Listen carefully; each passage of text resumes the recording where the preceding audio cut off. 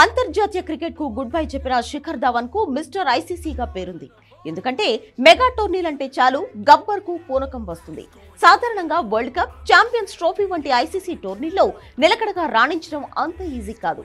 ఒత్తిడిని తట్టుకుని ప్రపంచ స్థాయి టోర్నీల్లో మెరుగైన ప్రదర్శన కనబరచడం ఒక్కో సందర్భంలో దిగ్గజ ఆటగాళ్లకే సాధ్యం కాదు.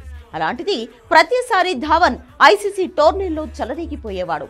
వరుస శతకాలతో బౌలర్లకు చుక్కలు చూపించాడు. 2013 ఛాంపియన్స్ ట్రోఫీ విజయంలోనూ గబ్బర్దే కీ రోల్. ఆ మెగా టోర్నీలో ప్లేయర్ ఆఫ్ ది సిరీస్ గా నిలిచాడు. అలాగే 2015 వరల్డ్ కప్ లో భారత్ తరపున అత్యధిక పరుగులు చేసిన బ్యాటర్ గా నిలిచాడు. ఇక 2019 వన్డే వరల్డ్ కప్ లోనూ గాయం కారణంగా టోర్నీ నుంచి వైదొలిగే వరకు అతని జోరు కొనసాగింది. ఆ మెగా టోర్నీలో కేవలం 2 మ్యాచ్లు మాత్రమే ఆడిన గబ్బర్ 2 మ్యాచ్ల్లోనూ సెంచరీలు సాధించాడు. చివరికి ఆస్ట్రేలియాతో మ్యాచ్ లో వేలికి తీవ్ర గాయమైన 117 పరుగులు చేశాడు. ఐసీసీ టోర్నీలో శిఖర్ ధవన్ ను అవుట్ చేసేందుకు ప్రత్యర్థి బౌలర్లకు చుక్కలు కనబడేవి. దాదాపు 6 ఏళ్ల పాటు ఐసీసీ టోర్నీలో గబ్బర్ హవా కొనసాగింది.